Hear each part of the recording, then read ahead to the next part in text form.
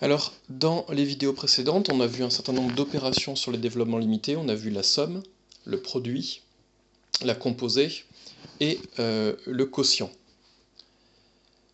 Ici, on va voir deux nouvelles opérations sur le développement limité. On va voir la primitivation et on va voir que parfois on peut aussi faire l'opération de dérivation. Donc primitivation, soit i un intervalle contenant a et f une fonction continue sur i qui possède un développement limité à l'ordre n en a. Donc là, j'ai demandé à ce que a appartienne à i, autrement dit, la fonction f est définie en a.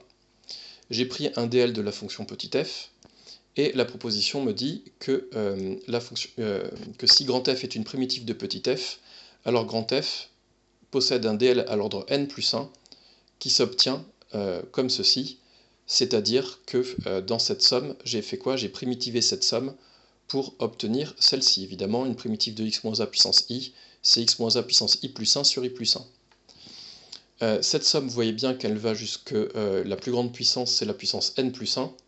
Donc tout est cohérent, puisque j'ai dit que j'obtenais un dl à l'ordre n plus 1. Donc j'obtiens x moins a puissance n plus 1 comme terme de plus haut degré, et j'ai bien un petit o de x moins a à la puissance n plus 1. Quand vous appliquez cette formule de primitivation, il faut bien penser que quand on primitive, une primitive c'est toujours défini à une constante additive près, et ici cette constante additive, elle vaut forcément grand F de A, puisque cette égalité doit être valable aussi en A, et aussi bien cette somme que le petit o sont nuls quand x tend vers A. Donc évidemment, pour que cette égalité soit vraie quand x est égal à A, je n'ai d'autre choix que de prendre grand F de A comme constante de primitivation. Maintenant, on va voir un certain nombre d'exemples de primitivation.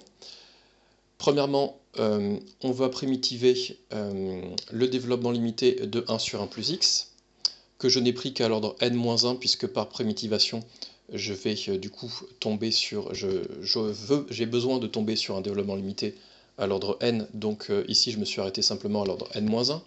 Je vous rappelle que ce dl, il est très simple, puisque il peut tout simplement s'obtenir à partir du dl de 1 sur 1 moins x, qui est le dl le plus simple à connaître, puisqu'il vaut 1 plus x2 plus x3.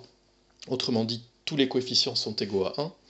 Donc celui-ci, il est très simple, puisqu'il s'obtient à partir de 1 sur 1 moins x en remplaçant x par moins x. Du coup, ça donne quoi? Ça donne que chaque terme d'exposant impair prend un signe moins. Et du coup, par primitivation, j'obtiens un dl de ln de 1 plus x à l'ordre n, puisque je vous rappelle que la primitivation d'un développement limité permet d'augmenter l'ordre du développement limité d'un cran. Ne pas oublier la constante, je vous ai expliqué ici qu'il ne fallait pas oublier la constante grand F de A, mais évidemment ici la constante, on est en 0, donc elle vaut ln de 1 plus 0, c'est-à-dire qu'elle vaut 0. Maintenant, je prends un dl de 1 sur 1 plus x2, il est très simple puisqu'il s'obtient tout simplement en remplaçant x par x2 dans ce développement limité. J'ai le droit de remplacer x par x2 parce que c'est tout simplement une composition par une fonction polynomiale. Donc en fait, je pourrais tout simplement justifier ça en disant que je suis en train de faire une composition de développement limité. Donc je remplace x par x carré. Ici, le x puissance n-1, donc ça me donne x carré puissance n-1, les exposants se multiplient, j'obtiens donc x puissance 2n-2. En toute rigueur, ici, j'aurais dû avoir un petit o de x puissance 2n-2. Mais la fonction qui a x associe 1 sur 1 plus x carré est une fonction paire. Et on sait que quand on a une fonction paire, dans la partie régulière du développement limité, on ne trouvera aucun terme avec des exposants impairs. Donc ici, en toute rigueur, j'aurais dû m'arrêter avec un petit o de x puissance 2n-2, mais si je veux pousser d'un cran le développement limité, pour m'arrêter à l'ordre 2n-1, je sais que de toute façon, dans la partie régulière, il n'y aura pas de terme en x puissance 2n-1, puisque 2n-1 est un nombre impair, et que cette fonction est paire. Donc vous voyez, l'argument de parité permet d'augmenter l'ordre du développement limité d'un cran de manière, sans aucun effort. Ensuite, je primitive, et de ce développement limité à l'ordre 2n-1, j'obtiens un développement limité à l'ordre 2n de la fonction arctangente, puisque la fonction arctangente est une primitive de 1 sur 1 plus x carré. Encore une fois, ne pas oublier la constante grand F de A dont je vous parlais ici, mais ici elle vaut quoi? Elle vaut arctangente de 0, et on sait bien que arctangente de 0 vaut 0. Maintenant, on va voir une technique, donc cette formule de primitivation, cette technique de primitivation de développement limité, va me donner une méthode redoutable pour obtenir de manière très simple un développement limité de la fonction tangente. Donc j'ai écrit que je vais aller obtenir un DL à l'ordre 6 en 0, ou j'ai écrit un DL à l'ordre 5, j'expliquerai pourquoi, enfin ça n'a aucune importance. Donc ce qui va faire fonctionner le raisonnement, c'est cette égalité qui relie la fonction tangente prime à la fonction tangente. Et donc par primitivation successive, on va pouvoir augmenter systématiquement à chaque étape l'ordre du développement limité.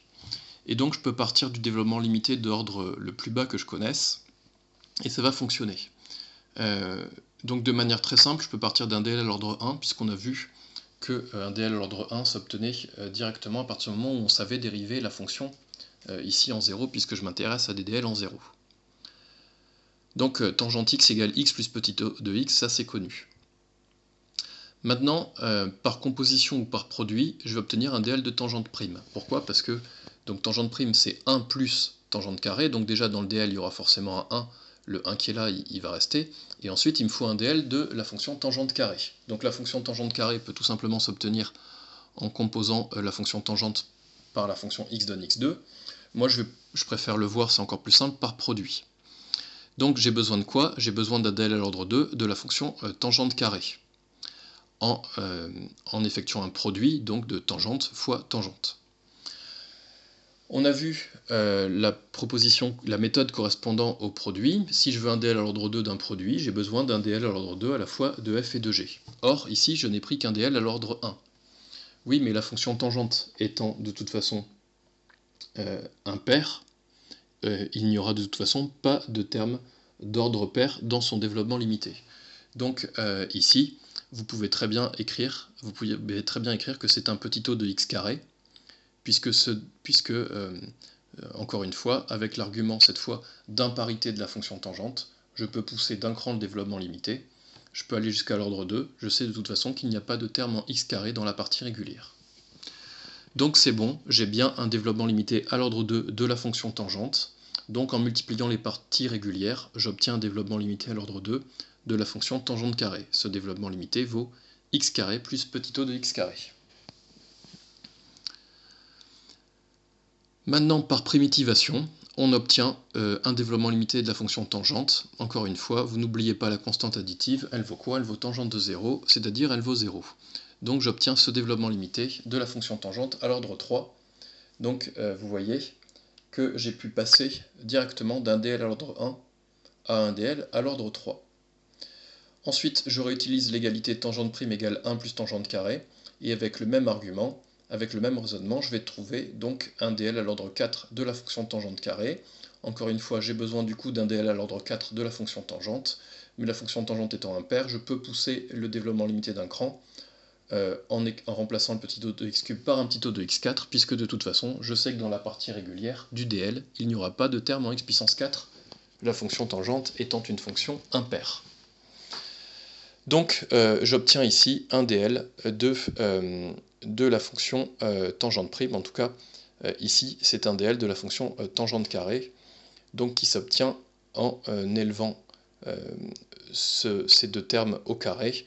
Quand j'élève ces deux termes au carré, j'ai bien sûr un x carré qui sort, j'ai le double produit qui vaut 2x4 sur 3, et puis ce terme x cube sur 3 au carré, évidemment, c'est un terme de degré 6, c'est un petit o de x4.